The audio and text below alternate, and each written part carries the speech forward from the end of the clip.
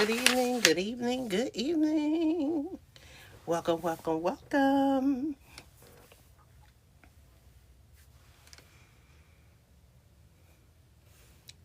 So we're just waiting for some additional people to come in so that we can get started.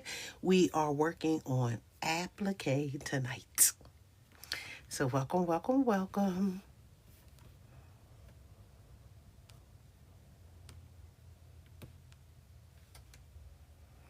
And I'm just trying to get some other settings together as I figure this out.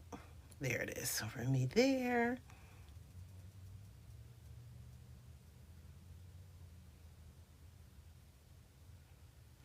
Okay. So welcome, welcome, welcome. Thank you for the heart me. Thank you. I appreciate you. Daisha, is it Daisha? Daisha, thank you so much. I appreciate you. Thank you for tapping the screen and liking the live. Thank you so much. I appreciate everyone. We are getting started with Appliqué. I have my fabric. I have my template here. This is a template from Kena Quilts. Kena Quilt, and this is a lady, so this is what we will be working on today for applique. I will share some tips and tricks with you as we go along because really applique could be any black line. It could be any black line picture that you want it to be. So you would just make sure that it is not something that is difficult for you to be able to mimic. So there are some that are a little bit more challenging, right? But you could go on to Google and you could search coloring pages, black and white lines. So if you're interested in making, let's say, a character pillow, or a character quilt, and you want some applique on there that has a famous character from a well-known park, and you want to use their picture, you can find a black line drawing,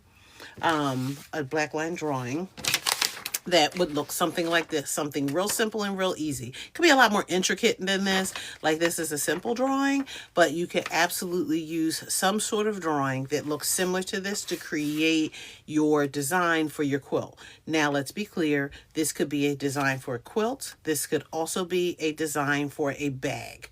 So welcome in, welcome in. Thank you everyone who is joining me. Thank you everyone who is tapping the screen. Thank you for tapping the screen. Thank you for joining the live. Thank you for why do I always draw a blank? Thank you for following me. So I missed that when that went by, but thank you so much. Hey, Gigi's Quilts, how are you doing today? So again, we are working on applique. We followed, we're now into Women's History Month. So this is most appropriate in ending African American History Month, moving into Women's History Month. And so thank you for sharing the live. We're moving into Women's History Month, and here is a simple picture that you can use. This can be altered if you chose, right, to mimic something similar to this if like this hairstyle isn't working for you. So I have locks, and if I choose to mimic something with braids or locks, I can do that. So I can make her hair look any way that I want. But again, we're focusing in on women. This is a pattern by African American quilt designer. So we are ending African American History Month with looking at a pattern by African American designer, but we're also focusing in on now Women's History Month. I am doing something that was a free pattern, or is a free pattern. You can sign up for at Kena Quilt at her website, and you can get the free pattern by selecting her newsletter, by signing up for her newsletter. Hey, Miss Keisha, how are you? So that's what I'll be working on today, to show you how to do applique. And so again, you could do this with a quilt. You could do this on the back of a jacket. You could do this on a shirt if you're sewing applique onto a shirt. So if you want some letters, now it's a little bit more detailed if you were going to do, let's say, letter B for Ben Franklin. If I do B for Ben Franklin, I may, I'm going to make sure that I use some sort of great big bold font on maybe in Microsoft Word.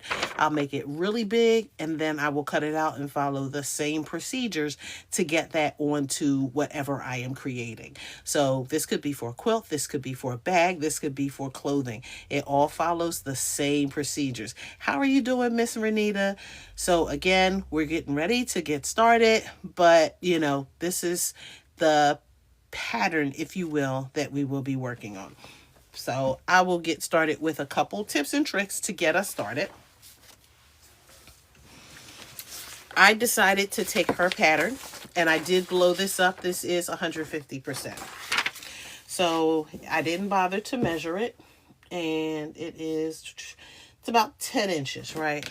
So this is about 10 inches by 9 inches.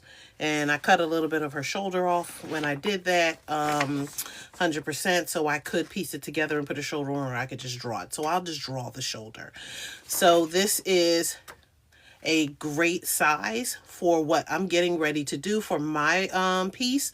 I'm doing something simple and easy. I could turn something like this into a pillow because it's all about getting rid of the scraps.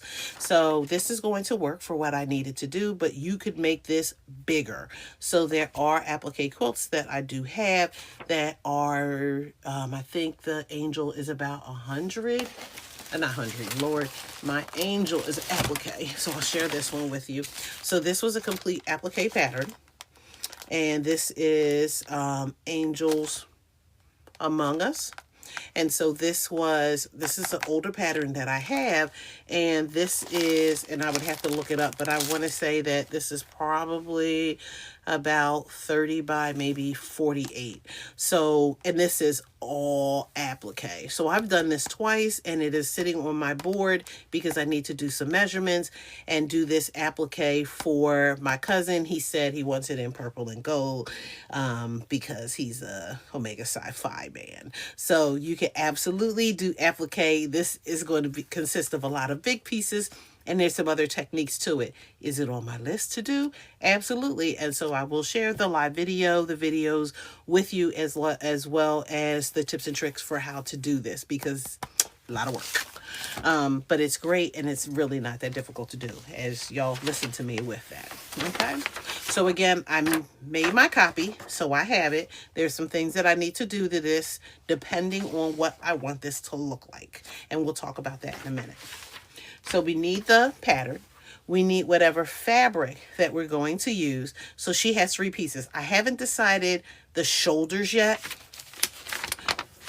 but I need her hair, whatever's going to be for her hair. I need whatever color I'm using for her face. The eyebrow could be, or the eyelash could be the same color as her hair. I need a color for her lip. And I need a color for her shoulders. So those are all the things that I need when I am creating this applique. So my fabric is kind of sort of picked out, and we'll talk about why it's not all the way picked out in a minute, but I have everything, but there's a reason why I set off. You don't have to use it, but you can strain your eyes. So you need a light box. This is an older light box. Hey, Miss Carmen, this is an older light box that I have. This was recommended years ago. So I've had this for quite a while. And you could see that this is a Crayola light box, because light boxes are expensive. And you could spend upwards to $90 on a light box. I'm not spending that kind of money, because I have too much fabric that I need to buy. So instead of paying that amount, I paid less than $20 for this. And this light box works just as fine for what I need to do. So you need a light box, but you absolutely do not have to spend a lot of money. Thank you, Miss Carmen, for the finger hearts on a light box. You need a light box. You could do it and strain your eyes, as I have done. without the light box. So it is not an absolute must, but it does make your life a lot easier. You need some sort of paper that you will use that is sticky on both sides. This is called Heat and Bond. So this is Heat and Bond Light. Just had to check because there is a Heat and Bond Heavy, and Heavy is a lot gummier than the Heat and Bond Light. So this won't gum your needle up as much. It is to hold the applique piece in place. It is not meant to keep it down forever. So eventually it's going to lift because it's light. It's a light glue. So you could use a Heat and Bond Light, usually JoJo's, Hobby Lobby, Walmart, all those, some of them places we ain't supposed to shop. They have this in the Heat and Bond Light. You can also get, which is the same, it's a similar product. This is Steamacine. So you can purchase Steamacine, and the Steamacine, you can also get from those stores. You can get them online. You can get them from quilt shops. 9 times out of 10, the quilt shop is selling the Steamacine. It's a lighter, airier type of fusible, double-sided, sticky fusible than the Heat and Bond and the Heat and Bond Light, and it costs more. So this whole big roll at 50% off. Sorry to see Joann's go. I'm gonna have to buy some more before they leave. This would cost me maybe $3.99, and then half of that. So I usually buy it by the bulk, which is why I have this whole big roll of this. This was $5 back in the day when I bought it for, is it 5 sheets? For only 5 sheets. And each of those sheets is like a sheet of paper. My quilts tend to be bigger than this, and I need a whole lot more. It's expensive, which is why I'm going to talk about what I do next. The difference between the Steamacine and the Heat and Bond is Steamacine has, if I can get my fingers to open it, this has paper on this side.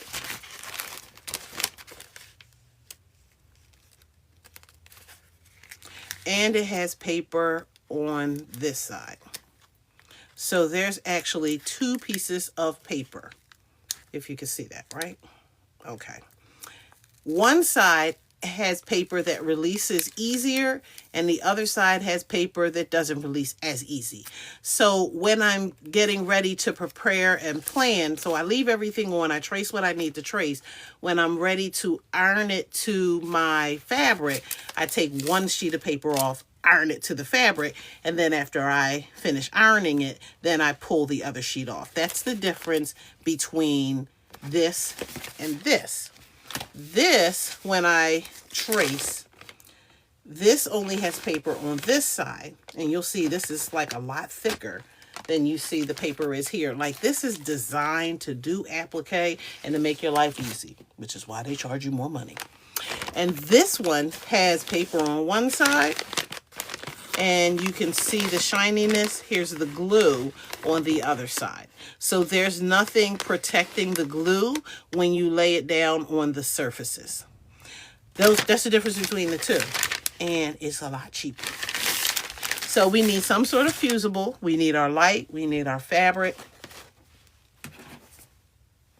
Somewhere on this table it's underneath the thing. You need a pencil. You could use a pencil. You could use a pen. You could use a marker. So it's totally up to you. You're not writing on the fusible. You're writing on the paper of the fusible. So when you finish doing everything you're going to do, you're going to lift that paper up and there will be no marks. So you need some sort of pencil. You could use a pen or you could use a marker. Totally up to you. So these are all the things that we need to do our applique. So we make some decisions about what we want to do. And like I said, I decided that I wanted this to be bigger. So I blew this up to 150%. When I use my fusible, I'm going to lay the paper on top of the fusible. Hey, Miss Sabs, how are you? No problem, Gentle Healers Academy, not a problem at all.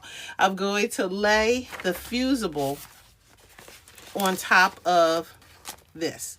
And see how easy that steamer seam just goes right over her picture and you can still see it. That's why I said you don't need a light box, but you know, it'll make your life a lot easier because once you put it on the table, sometimes you don't see everything clearly. But if you put it on this side, when I trace, I'm going to trace on this. So let me just draw X for a minute. Okay. So when I'm tracing this, because I'm not going to use this, I'm going to use my cheap stuff. When I trace, I'm going to trace here.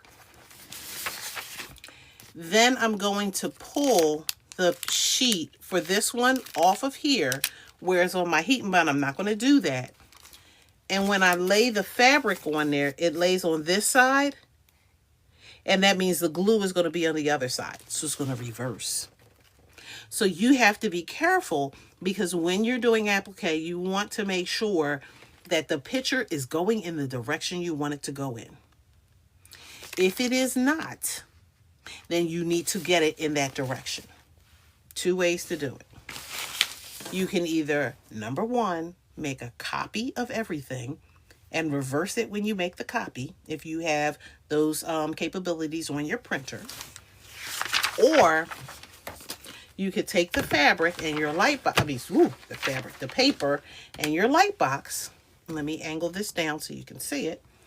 And what you want to do is trace. And that's why I like, sometimes they like the marker. It's not for me, but you can trace it. Now, of course, Jennifer put tape on this, and Jennifer really should have used glue when Jennifer was doing this, because now I can't really write over that tape like I want to. But that's okay. I'm going to make it work. And you don't have to be perfect, but because I can cut it to make it perfect. But I want to be able to see those lines on the reverse side. So I'm redrawing this picture on the back because I'm reversing it. And again, this could be done for bags. This could be done for sweatshirts, t-shirts, if you're putting applique on your jeans, jackets, you know, so this could be done for anything. Applique is not limited to quilting. A lot of times we'll use applique when we are making baby quilts, because we will applique a picture onto the baby quilt. You could piece it if you so choose.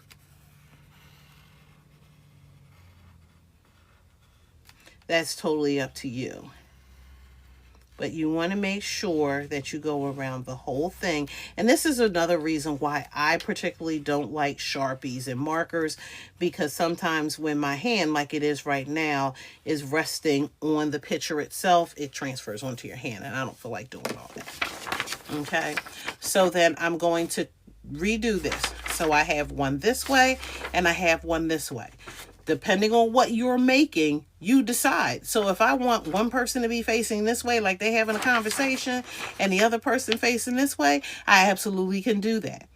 If I want it facing a certain way on my pillow, so I decide, do I want her to look this way on the pillow, or do I want her to look that way?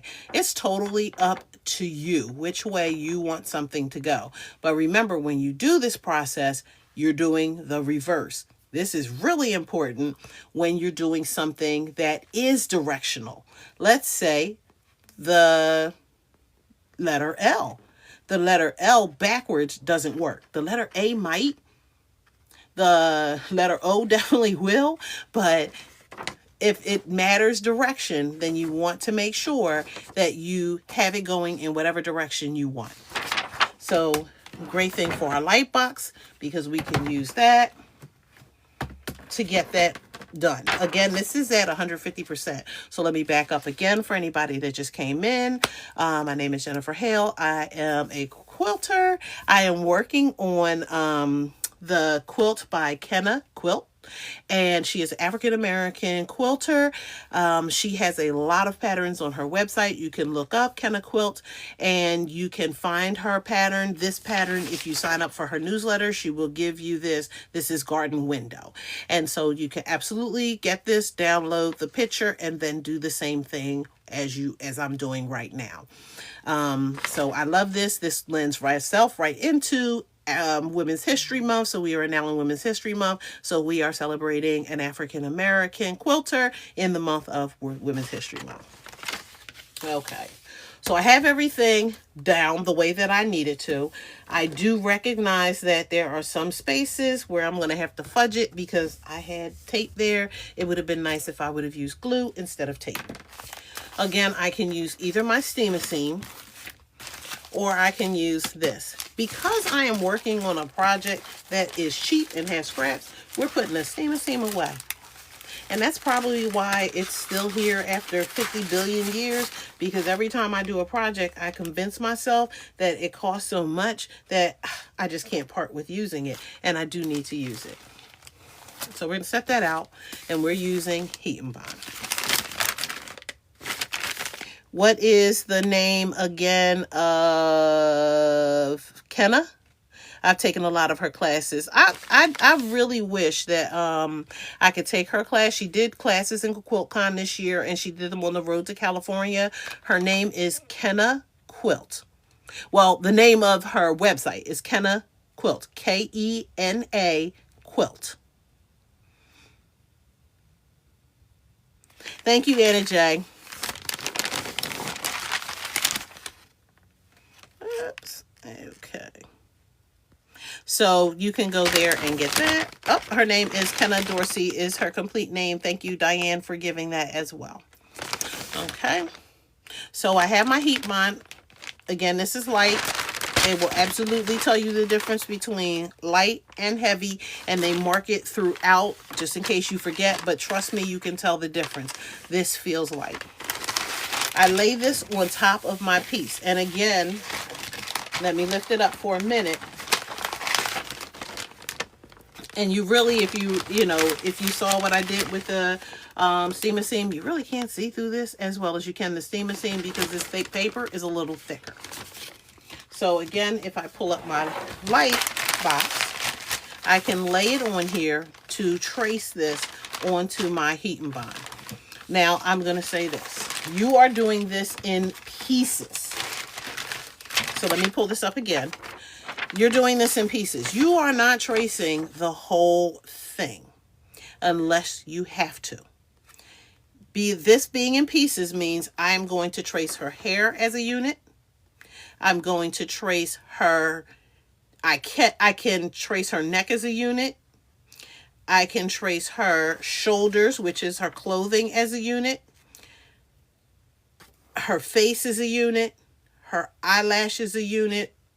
And her lips are a unit. So those are all the units. We are separating them out. We are not doing them all together. Okay.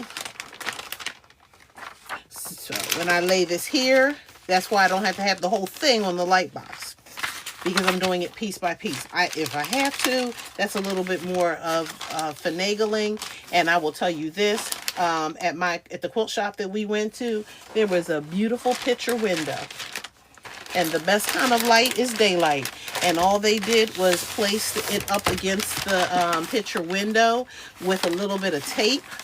And they copied it that way. So if you have a bigger space and you need to make copies of it, you can use your, you could use a window if you get really good light coming in. I'm cheap. I want to make sure that I save as much of this as possible, even though I didn't spend a lot of money on it.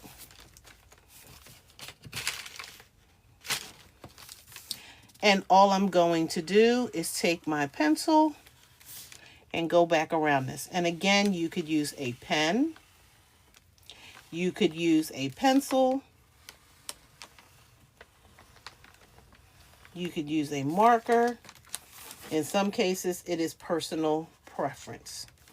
We're going to talk about cutting it. And we're going to talk about what I am going to do to layer this.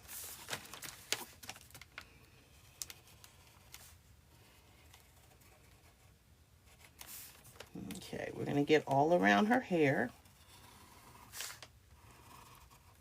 If her hair is not working for you and you want more of a curlier bump, you want it to be big because it's an afro, it's too big, you want to narrow it, you can, I would draw it first on the paper to look the way you want it to look, and then, or I would get a different hairstyle and then layer it with the face, or you could use your own face. You don't have to use this face. Okay, now I want to get here. Okay. I'm going to go, because my face is going to go on top of this hair and it's going to go under this hair. So since it's going to go on top of it, I'm not as worried about the hair being straight. And I'll talk about that in a minute. We'll see that. Okay. So here is the first one copied. It's just her hair. I'll come back in because I'll talk about my little scraps in a minute. I don't want to go directly next to it. I do want to cut this out. I'm going to do a rough cut because when I lay it onto my fabric, I don't want to be right on the lines when I cut, because I'll get on those lines when I cut the fabric out. So I'm going to leave a little bit of space and I'm going to trace her face. Now, you heard me talking to myself, right? So let me share with you why I'm talking to myself. When I trace her face, her lips are going to go on top of her face because this is going to be layered. So I don't need to go over her lips. I'm just the pouty part of her lips. I'm just going to draw a straight line and go over them because the lips are going to go over top of them and create that pout. This part of the hair is going to lay over her head. So I can just do a little rough cut of that out this way. I'm not even going to go in and do all of this because the hair is going to lay on top of the face anyway. So I'm not worried about this being curved around her face because of this. Okay. So if I pull it up, you can see the face. So this edge right here, I just went straight around. I curved it a little bit just to get around this because this part of her hair is going to lay on top of her face. This part of her face is going to lay on top of her hair. So when I cut this out, I really could cut this straight here. I don't have to cut all this out because the face is going to lay on top of the hair. Thank you so much for the gift. Thank you for joining in as we are working on applique. Now, I could capture the eyebrow or the eyelash now or capture it later. Let me tell you how I work. Sometimes I capture this later because guess who will lose it? So I try to capture the big pieces first and then I come back and get them little pieces later because some people will lose them and then can't find them because they're so tiny. It doesn't matter which way you face this. There's no direction with steam-a-seam or with heat and bond. It's just glue on a piece of paper. Again, I'm just going around her shoulders. Her hair is going to go behind her shoulders, so I do need to know that because that's important when I lay the hair, when I lay the shoulders over the hair. But I can always make that work. And we're going to move this over on the light box. We're going to hold everything. And like I said, I cut a little bit of that off when I blew this up. So I will just draw a fake little shoulder right there on the side. So I have her shoulder, or her clothing. That's what that's going to be. And then I have that small piece for her neck. And I'll get that little piece in there. And her neck, again, is going to go under her hair. And if you want to, and I'll hold it up, you can do you could draw the actual piece and then dash. That lets you know I'm going to go out here because this is going to be under something. So I can draw the actual piece and then just draw a dashed line going around it. That lets me know that when I lay this out, and I'll show it to you right there. So that's the actual neck piece here, and then the dashed line tells me, that's just my way of knowing that it's going to sit underneath of everything else. And again, this is totally up to you to decide what this looks like. And it just depends on how you remember things. So again, I'll show you some tips and tricks as we go along for things that I do or when I'm working on this. I'm going to cut this straight across. That gives me room to work with my little pieces that I didn't cut out yet. And it will give me room to do my rough cutting. So right now I have the hair, the face, the neck, and the shoulders. The only things that I didn't copy yet are the lips and the eyelash or eyebrow. Looks like an eyelash. Looks like eyelash. So I didn't do the eyelash. So I can do those second. Okay, so I want to cut this out. Again, this is a rough cut. The rougher the cut, the further away it is from your line drawing, the more fabric that you're using. The closer it is to your line drawing, let me close the dot for that. The closer it is to your line drawing, the less room you're going to have when you iron this down to the page. And sometimes what happens is that when you get those lines real close, you know how your hand shakes and then you go in some. So to get it as true to size as you want it, you rough cut it. So rough cutting, I'm just going roughly around it, but I'm not going close to those lines. So we know this hair is going over her face. We know this hair is going under her face. So I can, again, and that's going to save me some time, right? Because I don't have to go inside this. I don't have to go and cut all this out for her hair because this is going to go underneath of it.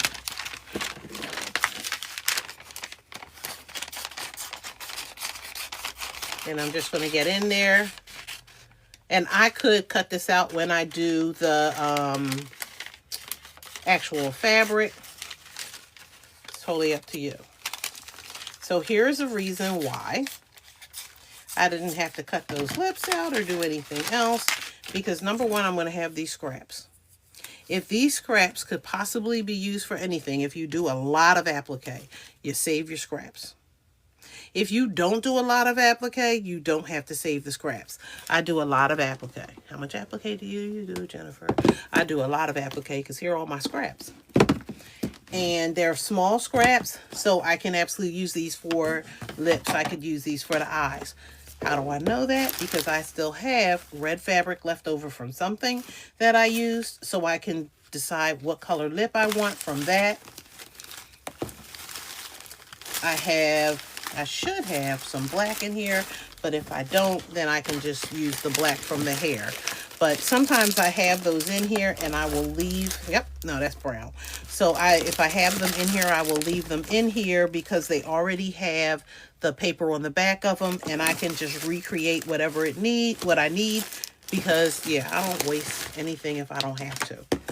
So I keep them all in this little container, and as I need my applique scraps, this is what I go to. So we'll just set that down. We're going to need it for everything else that we cut out. Rough cut again.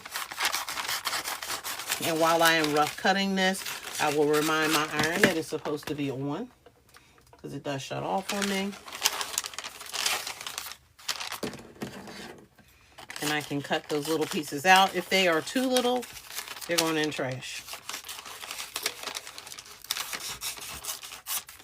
I do enough applique where, like I said, that eyelash is this size. So it doesn't make sense to throw it away, but again, it depends on how much you applique. This is definitely a big enough piece here, so you know we'll be saving this. I'm cutting out the neck, which is a small piece, so I better make sure that I keep it somewhere that I can find it. And let's cut that piece out.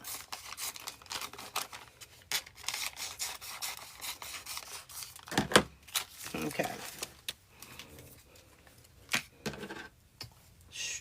Might need a pencil again for that other piece. Okay, so all my little pieces are off to the side. I'm going to bring up my raggedy ironing piece, and we're going to get started with what we need to do this. I've decided that this is the color that I'm going for her skin. I turn it on the wrong side. Clearly, I don't want the glue on the side that I want everyone to see. You make sure that your piece is flat, so you do press it. You don't want any wrinkles. That's the hair. This is the face, and that's the neck, right? This is a scrap. So, of course, I'm going to find the piece of the scrap that I can use best, because why mess up all out here when I could use this for something else? And then I am going to press this. Let's be clear. You do not want to put a lot of heat on this. You just want it to stick to your fabric. If you put a lot of heat on this, then the glue can melt and it no longer will stick. So you don't need a lot of heat. You just want to press. You don't need to iron. And then when it is stuck, it is done. We'll cut this out. My skin tone away because I don't need it. Depending on your scissors, you'll decide if you want to use your good scissors or if you want to use your paper scissors. Me personally, I prefer to use my good scissors when I'm cutting, and I'm cutting close to the line.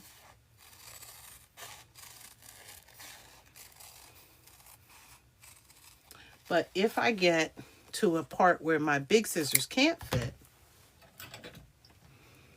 I have different scissors. And I'm going to pull both of them. No, this is not it. This is it. Because they're all hanging on the same hook. These are applique scissors or embroidery. They have a little scoop. These are regular flat scissors. There's no scoop. This scoop helps you to get in here and get into those parts that you really want to get into for those tight areas. The big scissors will not help you as much.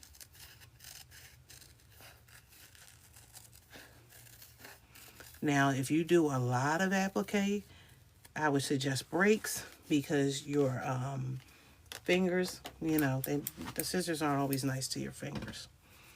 If I don't need this piece for anything, it's going in the trash. Or I can take the paper off and I can put it in my scrap bin.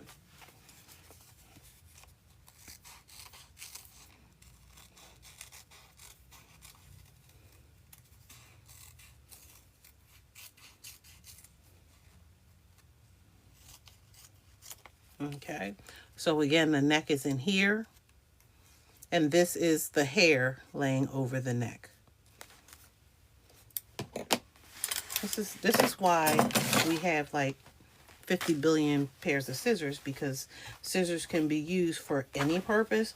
And again, you get what you can get, and you could absolutely use those bigger scissors. It's just going to take a little bit more time to do that. So when you cut out the fabric and the interfacing, you cut it true to size. Yes. Because you're not going to do any more cutting at that point. So now you can cut it the way you need to. So you're only rough cutting this out, so that now when you lay that down here, when you go to cut it, you can cut right around all those angles. Again, I'm going to get this wherever I need it to be situated on here. This has a selvage, so I do want to push this down just a little bit, not to get that selvage, because it'll look wonky. It'll be okay, but it'll look a little crazy. I don't want to do that. So again, I'm just applying the heat. And I don't have to mush it around, because if you do t-shirts, it's like the same thing. You want that glue to stick, but you don't want it to melt through. Are you using a particular kind of fusible interfacing? So this interfacing right here is called Heat and Bond Light. This is Heat and Bond Light. There is a heavy, depending on the number of layers that you're using for your applique, you don't want to use heavy, because what heavy will do is it will really gunk up your needle. Number one is, and it's going to really make it hard to get through all of those layers, especially on a regular machine. So I don't suggest it. Do I use it when it's on sale and that's all they had in Joann's? Yes, but you try not to do that. Okay, so I've cut this out, rough cut that out, right? I could have gone around it, but it's easier for me to work with a smaller unit than it is for a larger. I'm cutting out the hair. And so I do want to use my little scissors, just because she has a lot of curves to her hair. She has a lot of body and she has a lot of curls. And so these little scissors will help me to get in those areas.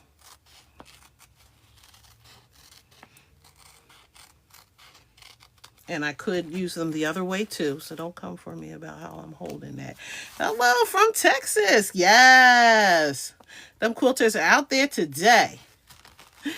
And see how this one this time curves right around to her hair. So it helps to get right there in the curves. That's why you love these applique scissors, because you can get right in there to the curves.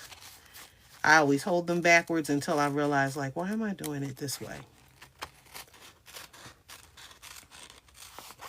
Takes you back to, like, you know, preschool and elementary school when you got the color. And so I said earlier, while I'm still cutting this out, this is nothing more. I will, a lot of times when I'm doing something, I will use some sort of coloring page. So I will go onto my Google search and I can look up some sort of black and white picture, preferably like a coloring page, and I can cut that out. I'm going to go up into her hair a little bit just so that it gives me some room. Even though I did this little piece out here, I'm giving myself some room because I'm going to fit that face in there, and I want the room for that. So a lot of times when I make quilts for people and they want a character, or they want, let's say, an elephant. I made a baby quilt and she wanted an elephant. I did a mommy and me. So I bought a picture of it. I mean, I didn't buy it. I'm sorry. I went on Google. I got a picture of an elephant, a coloring page picture of an elephant, and I printed it out. One at regular size, whatever that size was for the mommy. And then I printed out one at a smaller size for the baby. And then I created the mommy and me quilt from that. So you don't have to buy a pattern. You could make this yourself. And I've absolutely done that. Black line masters are a great way to go. Especially if they are coloring pages. So here is her hair. It's ready to go. And if I slide this in here just so you can see it, that's why it was important for me to give that little cut up there, because it helps her hair to fit right in that space. And I'll adjust it as needed because I have that room down here that I need to cover as well. So we'll go over how to put all this together, but these are the two pieces so far. We have her neck and we have her shoulders. So her neck is out of the brown. Oh, okay. We did her neck already. Duh. That's what happens when you have it turned on in the wrong way. Okay. Pull out my scraps. Dr. Jen, I wanted I ventured out and started the Northern Illinois. Ah! I have a convert. Yes, that's what I'm talking about. There you go. There you go. Yes, when I saw, so sometimes when I am looking for oh, this is not the one I want. When I am looking for fabric, I go through all the black fabric that I have, and I was looking and I said to myself, you know what? This curly stuff works. It looks like it could be gray, or it looks like it's extra curls. So that actually worked for me for what I was going to do. Hey, Lavette, how are you doing?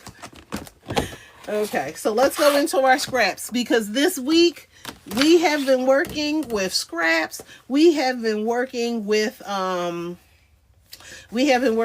stash. We have used everything from scraps and stash. We have not used anything that was brand new fabric. So I'm going to use my color.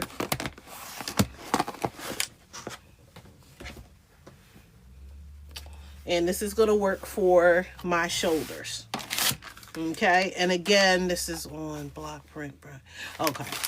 And card fabric always tricks me up because it is hard to tell which is which side. Okay. And then I'm going to press this down. Okay. And again, we're not holding this forever. If it doesn't stick, something else is going on. And one of the suggestions they say is to press the fabric and then to try it again. Okay, back into the scrap pile this goes. And I can use my regular scissors for this one. If I feel some kind of way about this being straight, I could use a straight edge, a ruler, and just use my rotary cutter to cut that out. If you are a rotary cutter person and you don't like scissors, you could, in these bigger pieces, use it, but no, I'm not doing that.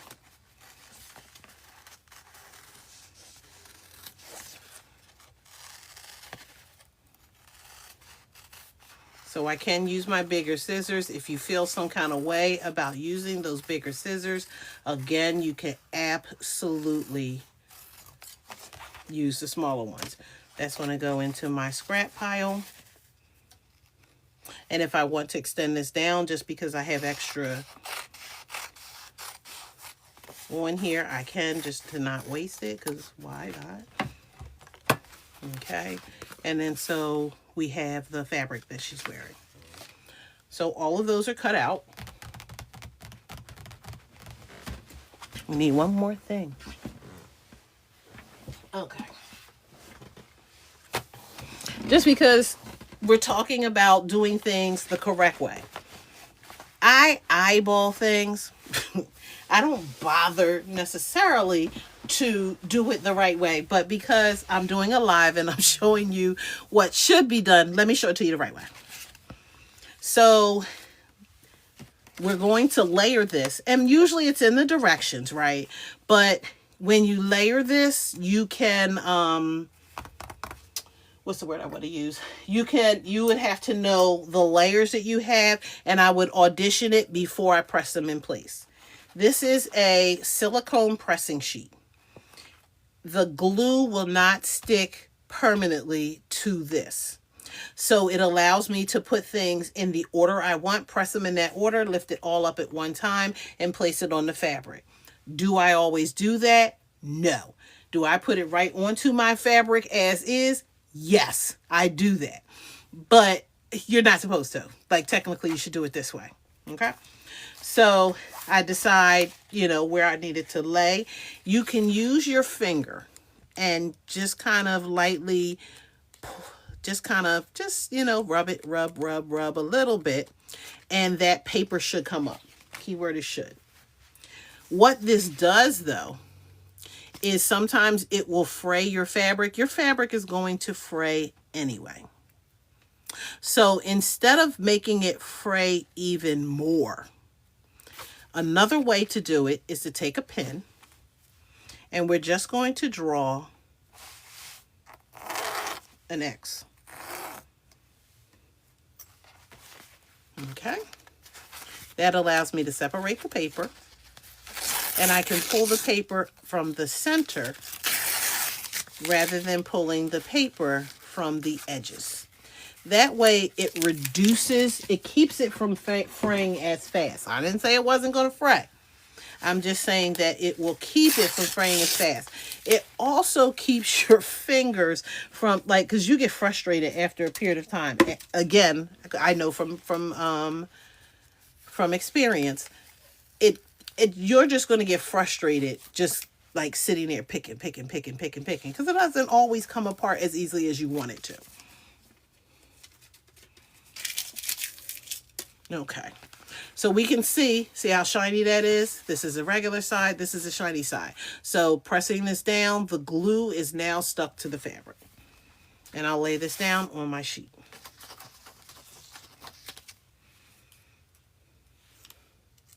I can use my finger, and just to show you that that works, I could do it that way. It didn't really fray as much, but again, it depends on if it wants to come apart the way that you want it to. And sometimes it doesn't.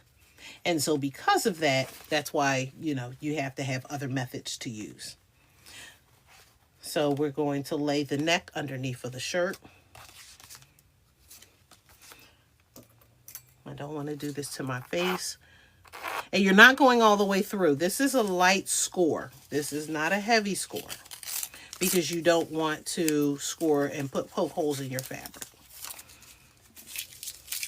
You could have done the neck and the face all as one unit if you wanted to. It just kind of gives it some dimension by doing it twice. And again, we're just laying it out right now because we want to adjust it before we iron it down. Score the hair. Remember, we still haven't done the eyebrows and the lips. Thank you for 5,000 likes. Thank you so much. Please continue to tap the screen.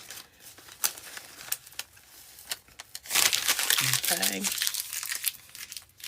And you take your time with this. There's no race. There's no rush. Okay. And I'm going to pull the face up over her hair just a little bit.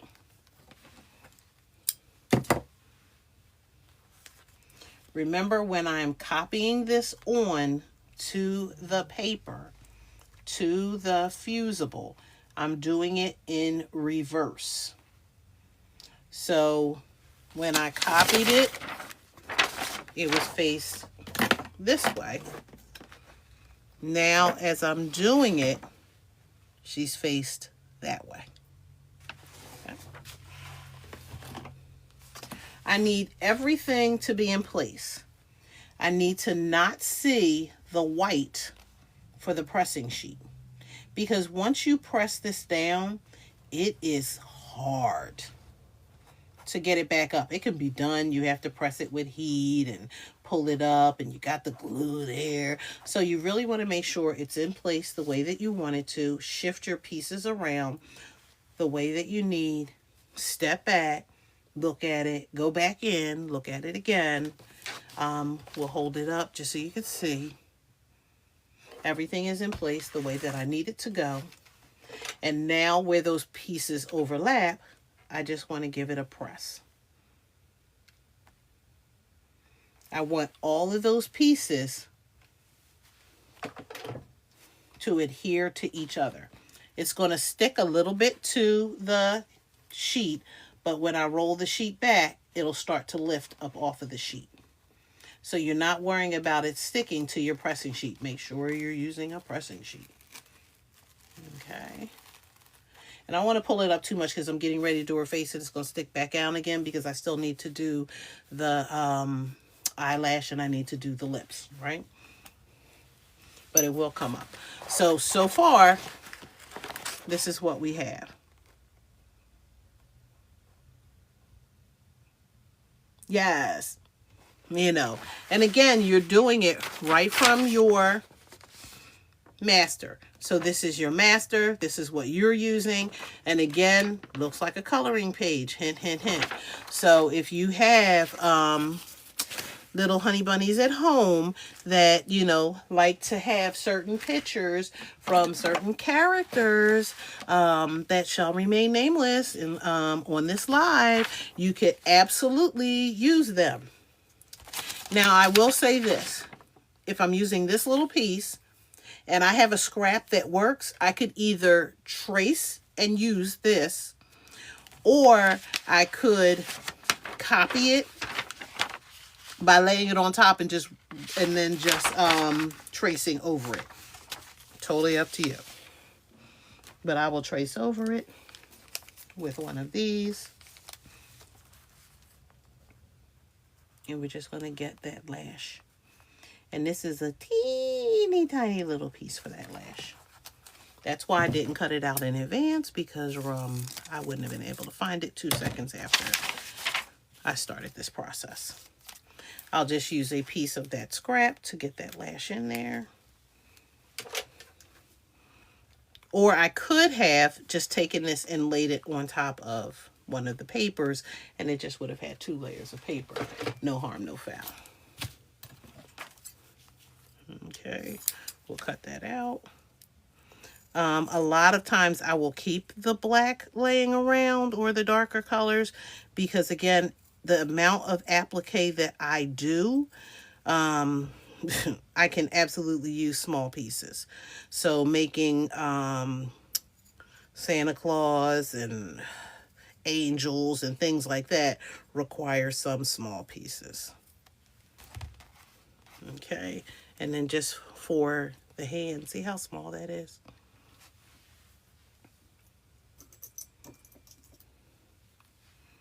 And actually, the paper fell off with no problem.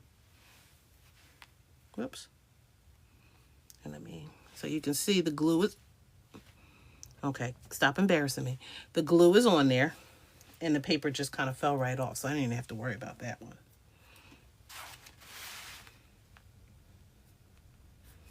Her eyelash is going in the center. It is right above her nose. And I will tell you that, like, you could, and again, you could eyeball this, or you could use tracing paper. So I could take the tracing paper, lay it over top of this, take the original picture, lay it, and I could have traced this and found the exact spot for her eyelash.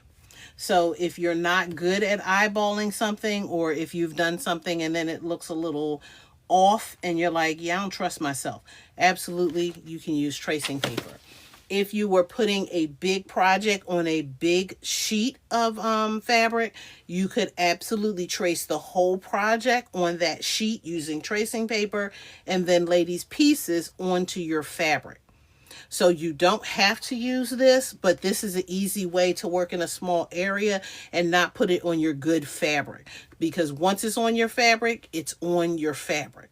So I prefer to put it on this. And that way, if I mess up, then I can do another one versus messing up my fabric. I don't want to mess my fabric up.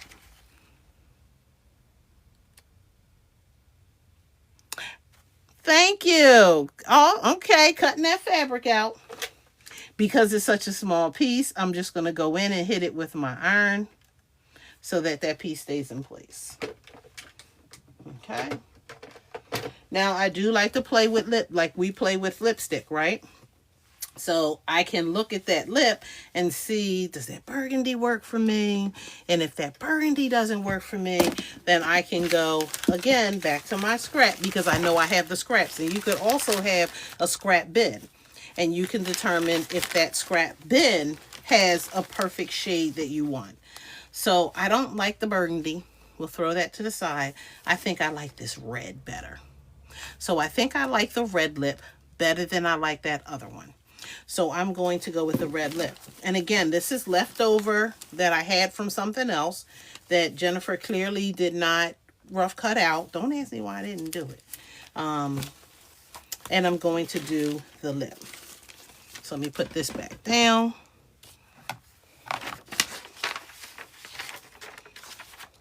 And again, I'm just going to use a piece of this figure out where I put my pencil. And I'm going to trace the lip. Now, I like the scale of her lip, but if you didn't like the scale of her lip, you could absolutely make that lip a lot more pouty, a lot more smaller. That's up to you. But you're going to get that lip.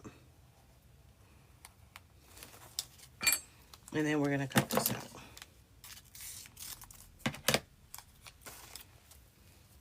Okay. And again, this is all covered ready, right? So we're just going to go in here. I'm going to a quilt show at the end of the month, and guess how many pairs of scissors are going to go with me to get sharpened. That's if they do it. I can go other places, but usually I just take it to the quilt show. They sharpen all my scissors and I bring them all back home with me. And we get them all sharpened. So that way I know that they've all been sharpened at the same time, and that and then I don't have to think about why are these dull, because they should all be about the same. Now I do use some more than others, but I like to know. Okay, let me use my round ones for this one. Yep, all of them are gonna get done. And all the ones that matter. So if they need to have a nice point and they need to be sharp, I need to get them done. If I don't care about them because they're cheap, then yeah, they might not get done. So a pair of paper scissors might not get sharpened, and these are cheap. But anyone that I paid some money for, oh, we gonna get that done. Okay. So again, I layered with this on top of an existing layer. So it has 2 layers of glue, but the glue is layered with the paper. So I do want to get in there, and I'll show you. I just have to remember that I did it right. So I pulled that first one off and we can see it's a little shiny. That's because the glue is on top of the other piece of paper. So I do want to get that one off too. And I just did that because I didn't feel like tracing and doing some other stuff to get around that other red piece. And I didn't feel like pulling it off because then I possibly would have gotten glue on my iron. And I didn't want to do that either. Okay. So here is the lip. You can see that shiny part with the glue. And then we're going to figure out where that goes on her. Okay. And again, I'm studying. I have the picture. It's right here in front of me. So I am referring to the picture as I go. Again, if you prefer not to use the picture and you want to trace, you can absolutely trace. I like to use a pen because I don't like to handle the applique as much as I possibly can. So then that way, no, I'm not going to Cleveland. So that way it doesn't fray. So I can use the pen, move it around any way I want until I get those lips exactly where I want them to go. Okay. And when I'm happy with that, I take my iron and I'm just going to rub it with the edge of that iron. Okay. You want it to go enough so that it sticks, but not too little that it lifts. Now, I may need my scissors. I no longer need the paper scissors. And I no longer need these scissors. So these all can get hung back up because 2 seconds after I do something, I can't find anything. And then this is now cool except for where I put those lips and that eyelash. And I can gently lift it off. And if I see that it's sticking, I can try it from a different end. Because if I don't have to hit it, I don't want to hit it with the iron again.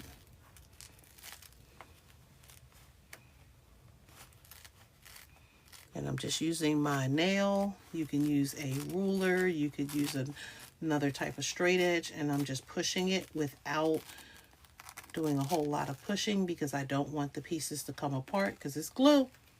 It's not permanent. It's not permanently stitched. Okay. So here is the front. You can see it's not attached as I want it to be, but it's going to get ironed down to the fabric, so I don't need to do a whole lot of ironing. Again, I don't want that glue to melt through. So we don't want to put so much heat on it that we're melting the glue through. You can see on the back, here's all of that glue. So all the glue is there. Okay. So I don't need this anymore. I can wrap this up. And I need a background. And for the first time in all of my natural born years, I am ready for everything. The only thing I didn't do was press that background out, but I am absolutely ready with a background. So again, we're going to my stash. Thank you.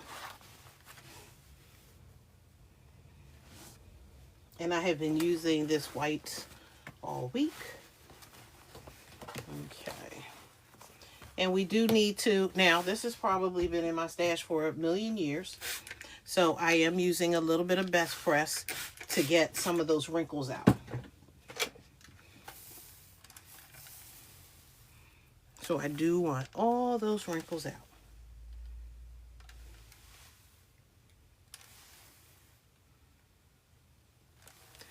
Applique could sit on a seam. You need the applique to be flat enough. That is, it is an applique sheet. You could use a silicone sheet. Silicone sheets don't stick. That applique sheet you could use, like you could get them right off of Amazon. They use the applique sheets or heat transfer sheets. They use them for making like t-shirts now. You place them over top of your t-shirts on your heat press. So they absolutely, you know, the glue won't stick to it. And I know I threw the box away that I had, or the envelope that I had, but it is an applique sheet. So I press this. This is white on white fabric. So there is a design. You can faintly see it. So I do have to pay attention to which side it was on. This is my front. Okay. Now, if I only had a little bit of this and I needed to adjust what I needed to adjust to make it work, I could have the square. I could finger press it lightly and then fold that square in half and then finger press it lightly. What that will do is it will give me a starting point for where I want the applique. So that way when I lay it down, if I find like whatever I consider to be the center of my applique, I can place it right there in that space, and there almost should be equal distance at the top and the bottom. You could use a ruler and do the same thing. But again, it depends on how much space you want up at the top or bottom. You may have already determined that. Clearly, because I didn't cut it out, that wasn't determined. I will do that measurement after this, but you can absolutely figure that out. You could have that applique sit any way that you want it to on your page. I mean, on your fabric. That's up to you as well. But you're going to decide where you want it to go before you press. I have selvage on this end. That means that all that selvage has to be cut off. So I don't want it so close that I don't have enough room on this side if I need it, and enough room on this side. So if I need to slide it over, I can slide it over. But I'm going to decide where I want it. And then once I decide where I want it, it's perfect where I want it to be, then it's time to press. And again, you don't have to do a lot, because it's going to stick to the fabric. And depending on what you do with the fabric, you're going to have to keep pressing and pressing and pressing. And so what you don't want to do over time is to have that come up. Now I'm going to say this for the people in the cheap seats. This is not permanent. This is temporary. You cannot leave this like this and then go out and wear it somewhere or give it as a quilt and think that it's going to stay like this and not lift and not fray. So you have to do some sort of stitch around those raw edges. It is totally up to you what kind of stitch you want to use. And let me just pull this up for the people. Okay. All of these edges, and this is called raw edge applique because these are all raw edges. So over time, people bumping up against it, feet rubbing, whatever's happening, you're going to lift this off of the fabric because it's not intended to be there. There are some cases that, yes, absolutely. Look, you know, so you want to make sure that you stitch it down. You decide what kind of stitch you want to use. So you could use a zigzag stitch, and it could be very tight, or it could be very loose. The tighter it is, it's more like a satin stitch. The looser it is, it just looks like a zigzag stitch. But you want something to hold it down so that it doesn't come back up when it's being used or manipulated. If this is going to sit as a pillow in somebody's corner, hey Janine, if this is going to sit as a pillow in somebody's corner, you might not be as worried. If you're going to take this and frame it, I could care less because it's not going to come up because nobody's going to touch it. But the more that somebody touches this, the more this is going to come up. This is not permanent. This is not permanent even if you use heat and bond heavy. It's going to guarantee that it's going to stick a lot better. And it might stick a lot better over time. But again, if there's a lot of manipulation, it might come up. So I absolutely recommend that you put some sort of stitch around this. So Miss Janine, this was a free pattern by Kena Quilt. And this is called Garden Window. And we went through the steps for applique. I love applique, and one of the reasons why I love to do applique for quilts and other projects is because you can use up your scraps. You do not have to waste scraps. It's a little bit of puzzle piecing and things like that. But as you can see right now, if we decided, if you're a bag maker, like Anna is in here today, and so if you're a bag maker and you wanted to do, let's say the Tuesday tote, you could cut this out now and use it as a panel for your tote bag. Again, I would do the stitches around it. I'm not saying don't do those stitches, but this absolutely could be your panel for the front of your Tuesday tote. This could be the panel for the back, or, you know, the applique for the back of your jacket that you made. So this isn't just for quilting. This could be for anything. So it is totally up to you. But there has to be a stitch. You could use a blanket stitch. A blanket stitch looks like a series of capital E's connected to each other. And you could go all around this with a blanket stitch. If you wanted to, you could go all around this close to the edge at like an 1/8 to a 1/16 of an inch away from the edge and do just a straight stitch. So you're not ready for zigzags or some sort of specialty stitch, you could absolutely use a straight one. Is it going to look the same way? No. But you can absolutely use that straight stitch to do to go around this for the raw edge. It's raw edge because the edges are raw. There are some where there are needle turn, there are reverse applique, there are places where you would no longer have the raw edge, and then you wouldn't have to worry about fraying.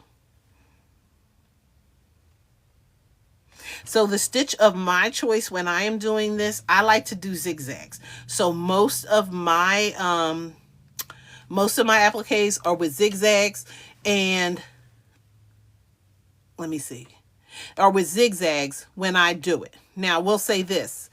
If I'm quilting this, then I might make a different choice. Because if I have to zigzag all around her hair, and it's not going to come off because I'm going to go in here and do some loops and dupes around with this, her hair is going to stay in place, and I may be okay with that fraying look around her hair, because then it'll kind of look a little natural, and it's not going to come off anyway because I quilted inside of here. So if I quilt inside of here, I don't need to take the time to do zigzags all the way around.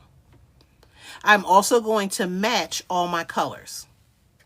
So I am going to use black for her hair. Right here for her face, I will use brown. I will come back in and use some sort of red for the lip, black here, and then whatever choice, probably black around here. So I will match up all of the colors when I go. But my stitch of choice is the zigzag, so I do the zigzag. I do a short zigzag. It's not that long. I will go all the way around.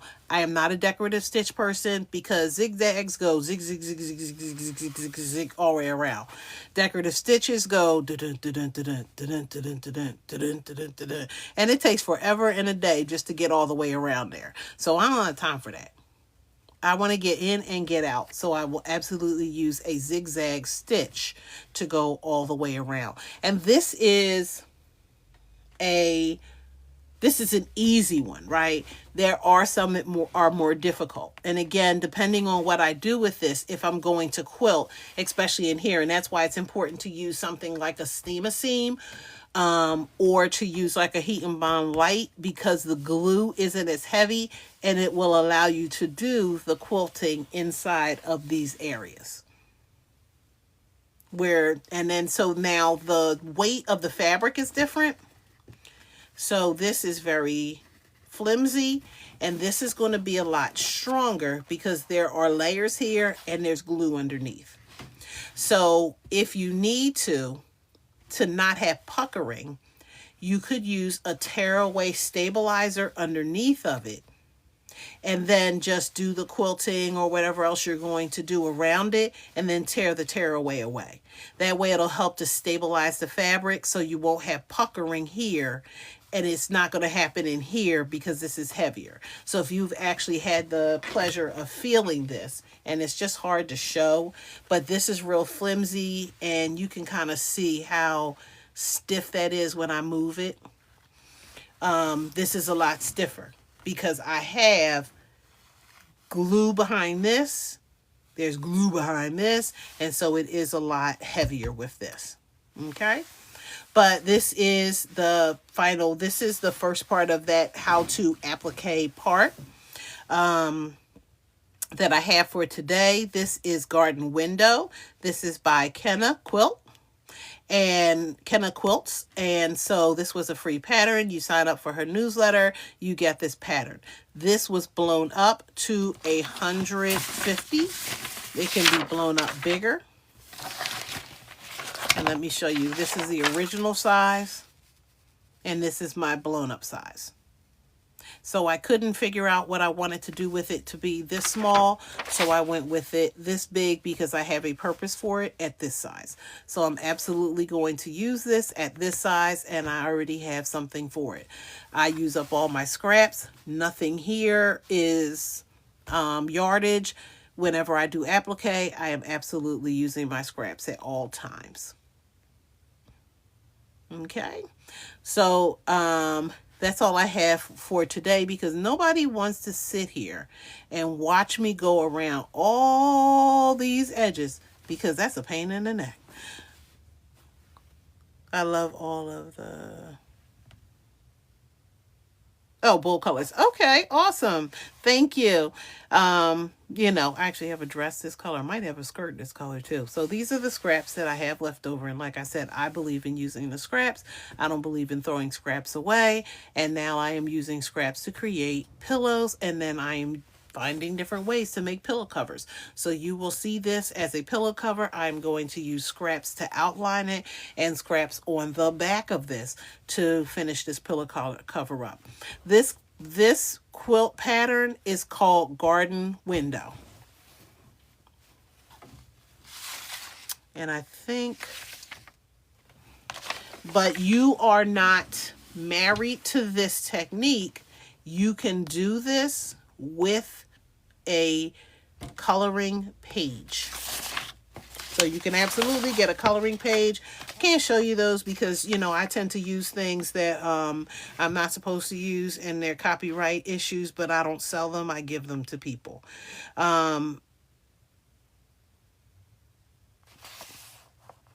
And then so, let me see. So here we are, and let me flip just because that irritates me to see it backwards. Okay, so Kena Quilt Studio is right up here. It's called Garden Window. And she gives you all of the fabrics that you possibly could use for it. She gives you the suggestions for what you want to do. She had an example of what she used for her project. She will tell you all the supplies that you need. I went over those today in the live. And then for hers, like she used this busy background. That wasn't working for me. But this is what she used. She gives you the directions for everything that you need to do. Walks you through the similar process that I've walked you through today to create this.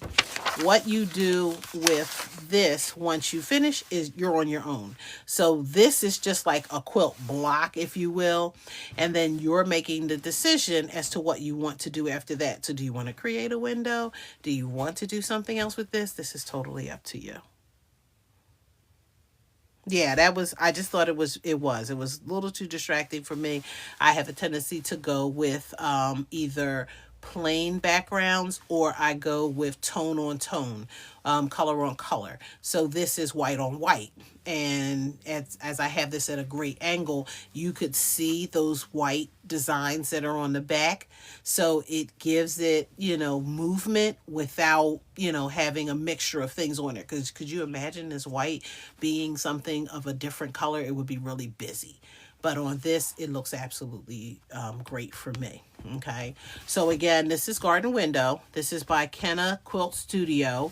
As shared earlier, her name is Kena Dorsey. You can find her on the Book of Faces, and you can find her on the Gram. She does have a new pattern that's coming out. I can't wait. She's already done it in A Road to California, and she used it. Where did she use it? QuiltCon. I think she went to QuiltCon with it. So we're waiting for that one to come out because it has the African symbols on it, and I think it is a table runner.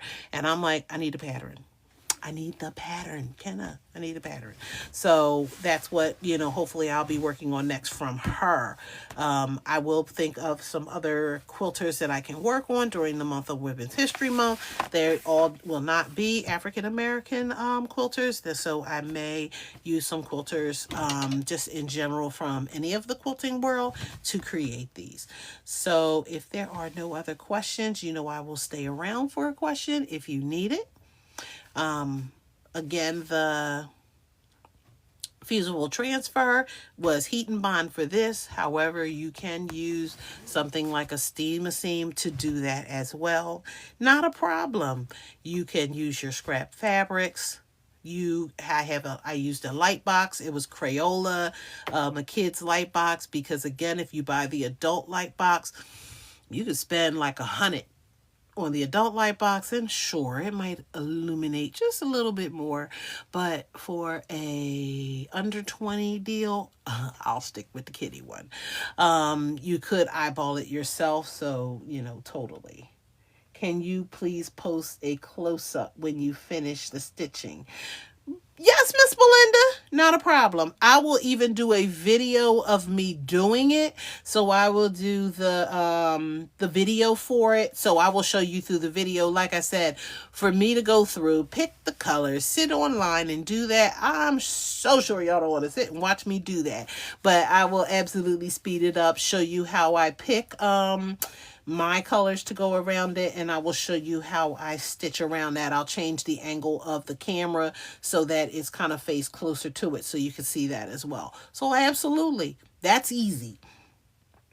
So I can do that. So any other questions that you may want me to add, I will box this up and I will post this to YouTube. So please make sure you're following me on YouTube if you would like to follow the steps that I have. I am G-E-E Hale Designs on YouTube.